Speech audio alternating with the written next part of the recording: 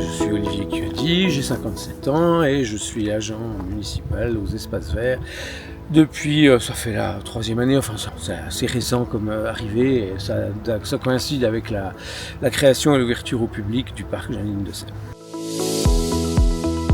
Alors avant, j'ai eu plein de vies professionnelles différentes, enfin plein. J'ai été chercheur en synthèse organique, puis l'enseignement me plaisait vraiment, donc je me suis lancé dans l'enseignement secondaire. Et maintenant, je m'occupe de... Alors c'est un travail passion ce que je fais.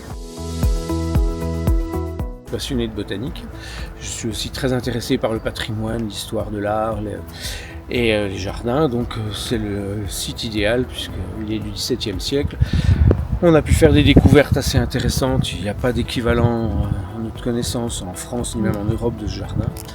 Et puis en botanique, comme il a des propriétés extrêmement intéressantes pour l'horticulture, on arrive à cultiver des choses normalement incultivables à 830 mètres d'altitude. Donc c'est que du bonheur. En plus il y a l'accueil du public, il y a la rédaction de petits documents pour la ville, pour le site de la ville, le public, et puis le public est au rendez-vous parce que si je faisais ça pour mon seul plaisir ce serait un peu stupide. Et non, la population apprécie apparemment beaucoup l'endroit. Ce que je fais là ne produit rien, enfin en tout cas du point de vue monétaire.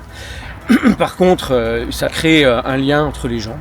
Je me suis rendu compte que c'était pas du tout prévu quand on l'a fait, mais les gens qui d'habitude en ville ne se parlent jamais, communiquent, échangent, lient des interactions et des fois des liens. Par exemple, des dames âgées, on discute régulièrement, enfin je trouve ça super. C'est un lieu qui améliore le cadre de vie des citoyens, c'est très important pour des gens qui ont du mal à se déplacer, notamment les personnes âgées, les personnes handicapées, depuis que les aménagements ont été faits. Il y a toujours quelqu'un en fauteuil ou qui a des difficultés qui peut venir et ils apprécient parce qu'en fait, moi je ne m'en rendais pas compte non plus, mais étant valide, Pontarlier c'est une petite ville, quand on aime la nature c'est facile d'en sortir, mais quand on est valide et quand on ne l'est pas, en fait cet endroit est le seul du centre-ville à permettre une petite évasion dans cette bulle. Voilà. Et puis le but que je m'étais fixé c'était une espèce d'arche de Noé de la botanique et puis d'exposer le patrimoine exceptionnel qu'on a dans la nature autour de Pontarlier, et ça marche aussi, les écoles viennent, des maternelles jusqu'au terminal.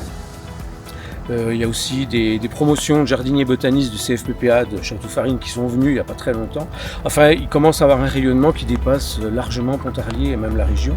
On a des groupes de touristes qui viennent du nord, de l'île, de Bretagne, de partout en France, et des locaux bien évidemment. Plus heureux.